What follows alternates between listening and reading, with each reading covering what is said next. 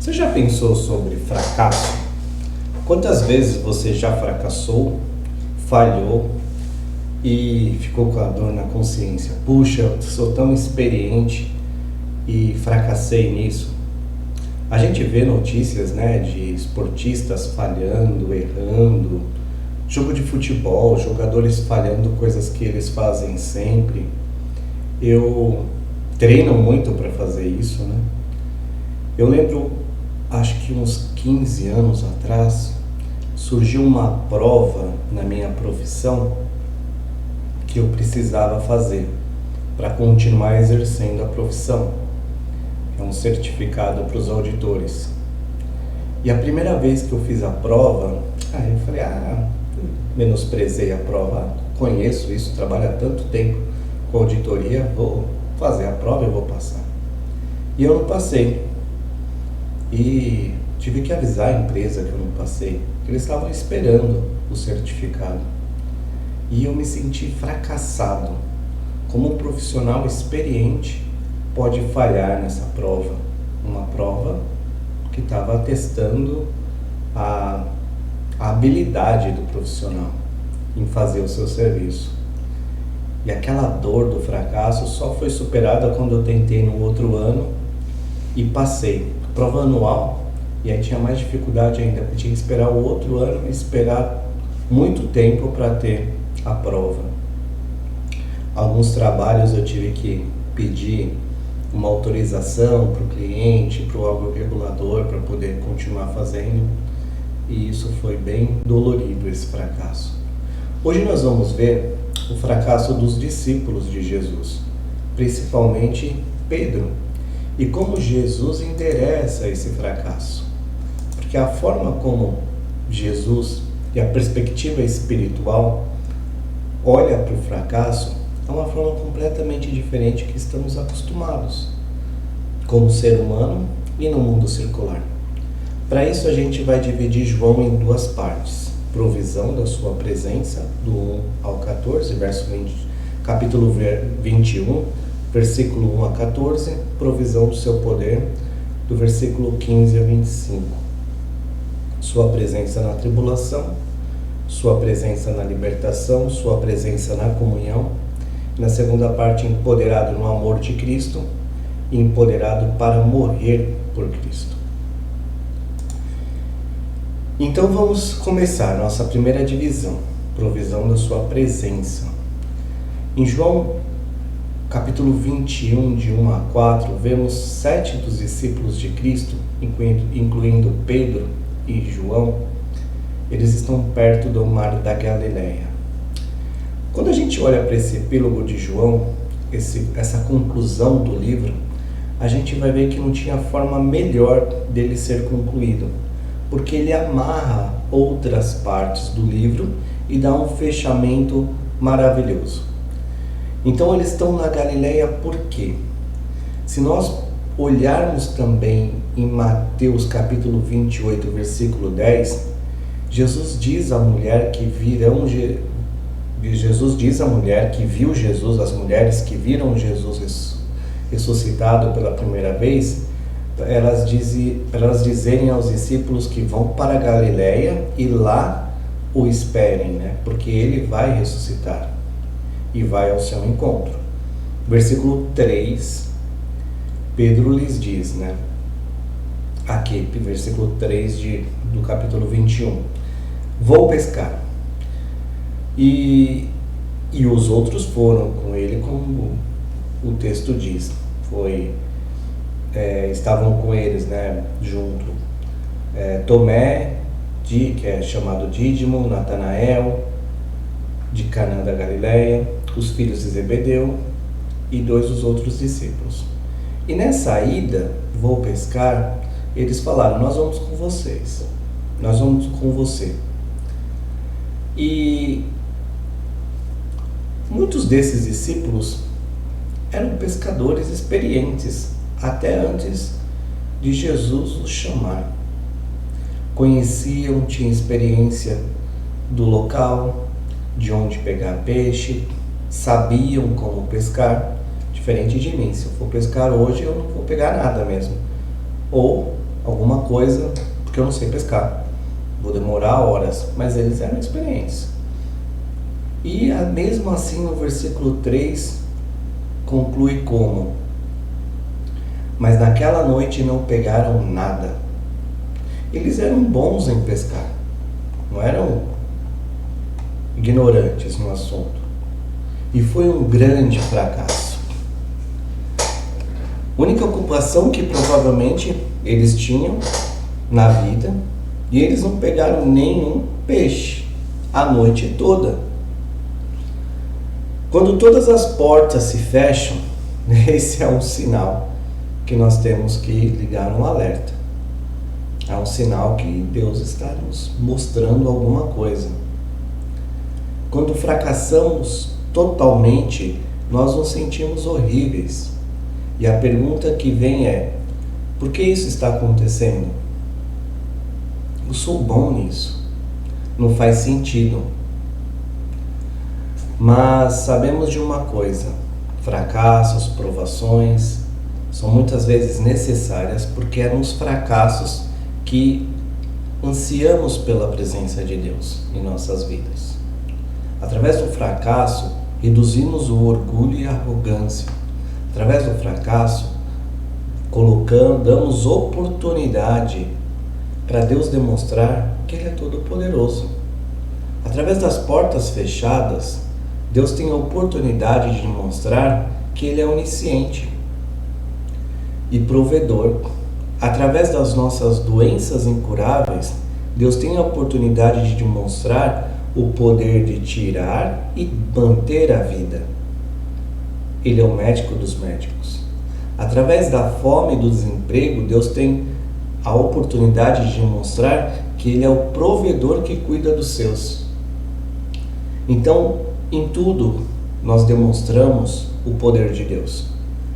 Mas as provações são provisões de Deus e um presente de Deus para nós, porque sem elas, muitas vezes, nos tornamos esquecidos, ficamos esquecidos e alheios à presença do nosso Senhor e levamos as nossas vidas da maneira como quisermos. E Deus nos traz as provações, o fracasso. A partir do versículo 4, a gente vê ao amanhecer, Jesus estava na praia, mas os discípulos não o reconheceram. Jesus os chama da terra, no versículo 5, amigos, filhos, vocês têm algo para comer? Não, responderam eles. Versículo 6, Jesus pede que eles joguem a rede do lado direito do barco. Lancem a rede do lado direito do barco e vocês encontrarão. Eles lançaram e não conseguiram recolher a rede, tal era a quantidade de peixe. Estranho, né? Alguém lhes dizendo para jogar a sua rede do outro lado do barco, como se os peixes do fundo do mar soubessem se estavam deste lado ou do outro lado do barco. Agora que está desse lado, eu vou para a rede. Mas eles fizeram isso, mesmo assim, porque eles não tinham nada a perder. Então, quando fazem, não conseguem puxar a rede, por causa da grande número de peixes, diz o versículo 6. Versículo 7,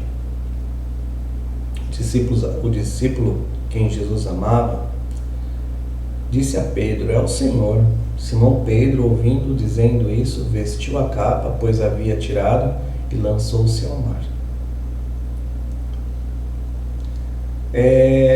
Pedro ouve de João isso, né? O discípulo quem Jesus amava, a gente sabe que é João. E como ele é fiel ao seu caráter, à sua personalidade, pulou na água.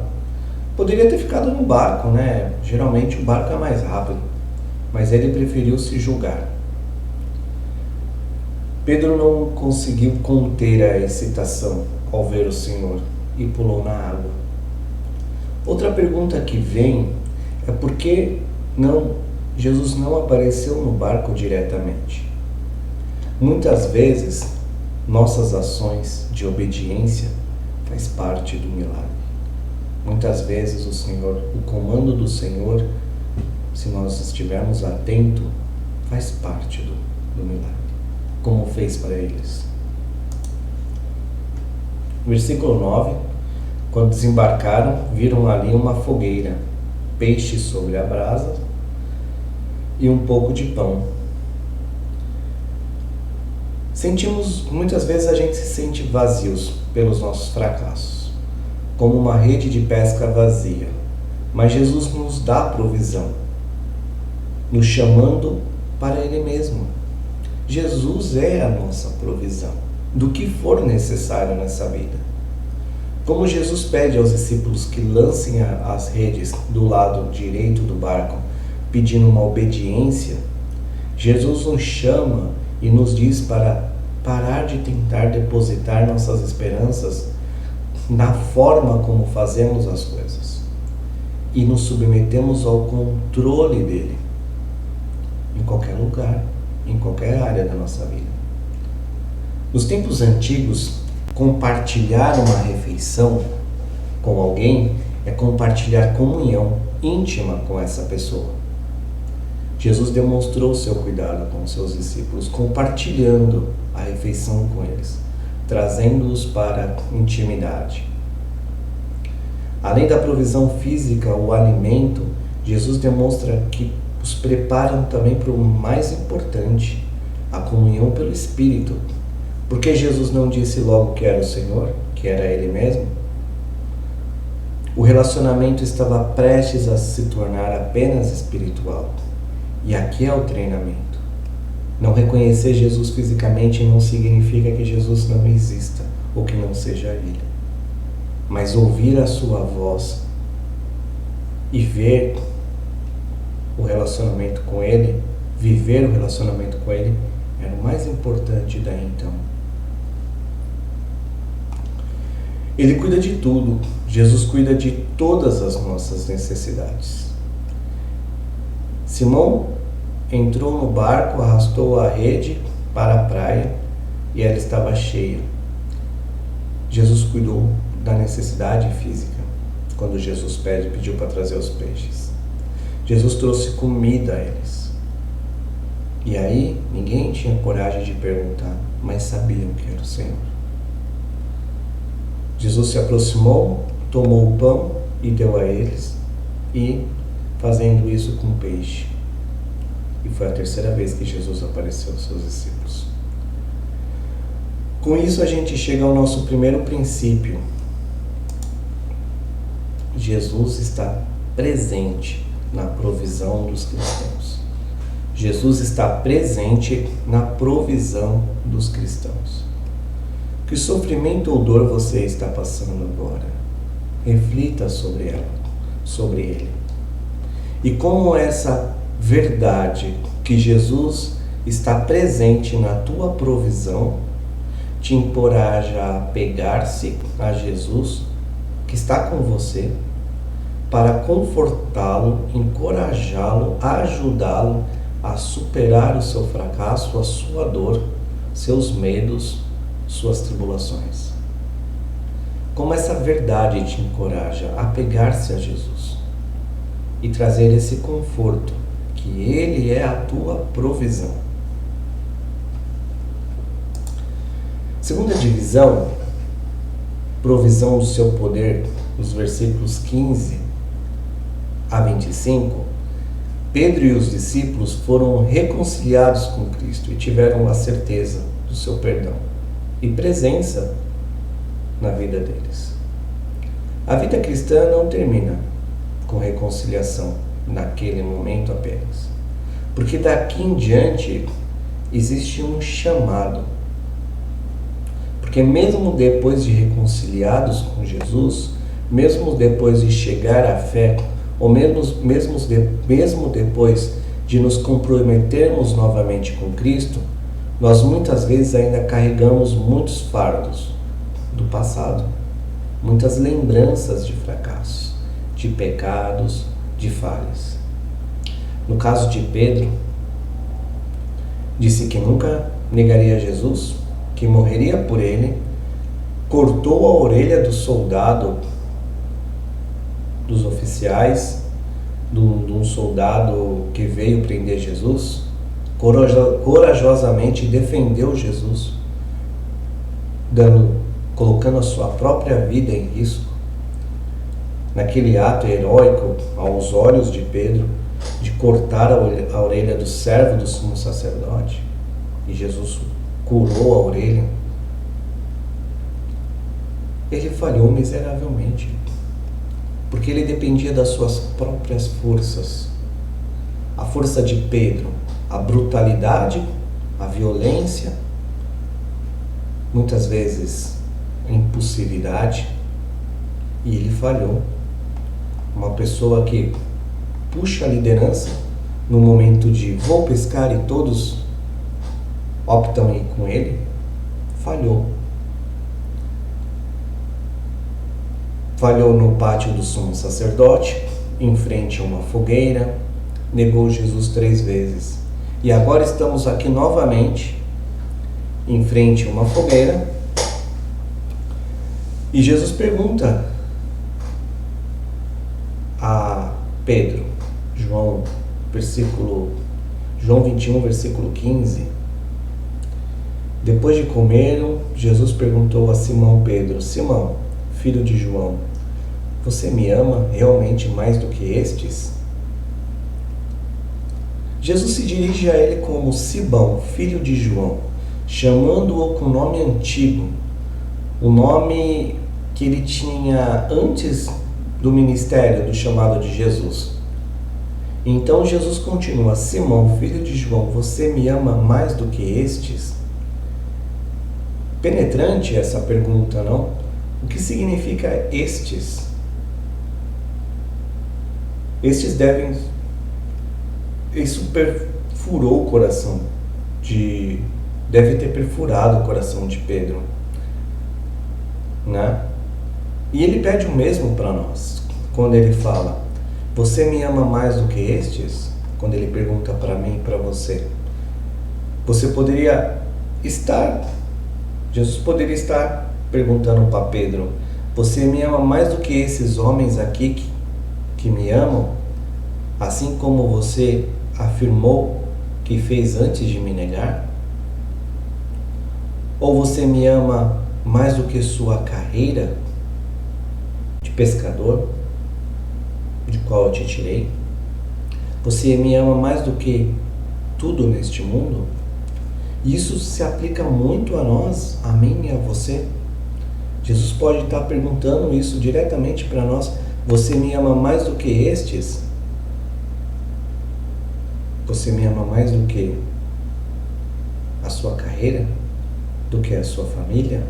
Do que tudo que há nesse mundo? Do que os seus negócios? E Jesus passa a fazer 3 vezes a pergunta a Pedro, com variações sobre essa pergunta. Uma razão para perguntar a Pedro 3 vezes corresponde às 3 vezes que Pedro negou Jesus. Outra razão é que essa questão era muito importante para o nosso Senhor. O Senhor se preocupa com o fato de nós o amarmos. Jesus se preocupa conosco se nós estamos o amando mais do que tudo neste mundo, de colocá-lo em primeiro lugar antes de qualquer outra coisa em nossas vidas. Muitas vezes, tal como Pedro, com as nossas próprias forças, deixamos de amar o Senhor no nível que deveríamos. Nós acabamos tendo outros amores ou ídolos: amor ao dinheiro, amor à aprovação das outras pessoas, amor às nossas carreiras, amor por um hobby, por um carro, por bens, ou até mesmo pelo pecado. Não podemos ser inconstantes, uma hora 100% de amor ao Senhor e depois 40, 30, 20. Não precisa ser uma negação direta, como Pedro fez, mas pode ser uma negação indireta. Não é bem assim. Eu posso ter esses pensamentos, mas são pensamentos pecaminosos, desobedientes e comprometedores. Simão, filho de João, você me ama? Imagina Jesus fazendo essa pergunta para você. Coloca o seu nome no lugar do nome de Simão. E Jesus está perguntando: você me ama? Como Pedro, você pode acabar respondendo provavelmente com cada vez menos confiança. E Jesus então diz a Simão que tinha falhado completamente em amá-lo, apenas algumas semanas antes desse evento. Ele disse a Pedro 3 vezes: alimente e tome conta das minhas ovelhas. Um homem que falhou com Cristo, não havia razão, não passaria no processo seletivo de Jesus para confiar, para tomar conta das ovelhas, porque é um fracassado. Não importa o quanto você falhou com o Senhor, importa o quanto você ama o Senhor. E Jesus comissiona Pedro: pastoreie minhas ovelhas, cuide das minhas ovelhas. É uma confiança que Jesus deu a Pedro, quando não haveria motivo para dar tanta confiança a Pedro. Mas sabemos em Mateus 28:19 que Jesus diz a todos nós, crentes: ide e fazeis discípulos de todas as nações. E você pode se perguntar: mas como eu, falho, inconstante, vou fazer discípulo? Como vão acreditar em mim? Não importa, porque a mesma passagem de Mateus, só que no 28, só que no verso 20 diz: e certamente estou contigo sempre, até o fim dos tempos. A razão pela qual Pedro poderia alimentar e pôde alimentar as ovelhas, apesar de seus fracassos, é a razão pela qual você e eu possamos ser discípulos de Cristo, discípulos que Cristo comissionou a cuidar dos outros. É porque não é com as nossas próprias forças, não é com a minha própria força, não é com a sua própria força, mas é com a força de Deus, de Jesus e do Espírito Santo. Mas por causa de Jesus, sim, é por causa de Jesus, junto em sua presença em nossas vidas, Ele nos dá poder a amar, de forma que não poderíamos, com as nossas próprias forças, amar e ser empoderado no seu amor. Versículo 18 a 19, aprendemos que Jesus não apenas nos capacitou, como Ele nos capacitou a amar as pessoas. Ele também nos capacitou a desistir de nossas vidas por este amor a Ele. Então Jesus nos capacita a termos confiança de fazermos discípulos, a amarmos as pessoas e a não amarmos as nossas vidas. Como isso significa aqui? Como se explica isso? Isso se explica porque ele diz a Pedro: quando você envelhecer, Pedro, você morrerá por mim. Você será executado por minha causa. Você estenderá suas mãos, que é um eufemismo para a crucificação.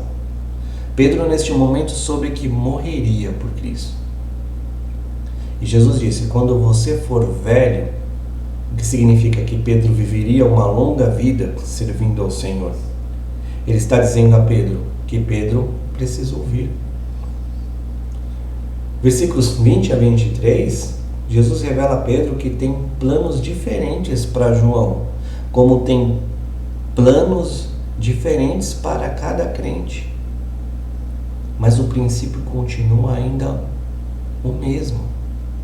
Somos chamados e capacitados para desistir de tudo mesmo, em favor de Jesus. Isso quer dizer viver ou morrer. Nós somos chamados a desistir do controle das nossas vidas, da decisão. Como eu disse anteriormente, quando temos uma doença incurável, damos a oportunidade de Deus demonstrar que Ele tem poder sobre a vida, tirá-la ou mantê-la, porque Ele é o médico dos médicos. Mas quando decidimos abrir mão das decisões das nossas vidas para darmos essa decisão a Cristo, nós também damos a oportunidade dele demonstrar que é o Senhor das nossas vidas. Por isso que morremos para as nossas próprias decisões. E com isso a gente chega ao nosso segundo princípio. Jesus empodera seu povo para viver e morrer por ele. Jesus empodera seu povo para viver e morrer por ele. Se você é um crente em Cristo, ao contrário da crença popular, o requisito de Jesus para você não é apenas faça uma confissão e viva a sua própria vida como achar melhor. Não. A salvação é somente pela graça através da fé. Mas os verdadeiros crentes é dado o poder de viver e morrer cada vez mais pelo único que literalmente viveu e morreu por eles, quando eles ainda eram pecadores desesperados. Quer dizer, morrer cada dia para o pecado e o controle da sua vida. Quer dizer, morrer fisicamente em prol do Evangelho e assim, se assim for requerido. Quer dizer, um dia morreremos e estaremos com Ele. Isso não está a hora e o momento não está na nossa escolha, está na dele. Em que área da sua vida você falhou em se render e entregar o controle total do Senhor? O que está impedindo você de ir ao Senhor, arrepender-se e pedir a Ele que lhe dê o poder de viver verdadeiramente para Ele e amá-lo verdadeiramente? O que está impedindo você de ir ao Senhor agora? Arrependido. E pedir a Ele que viva esses conceitos de amá-lo tanto na vida como na morte. Tenha uma ótima semana. Até semana que vem. Deus te abençoe.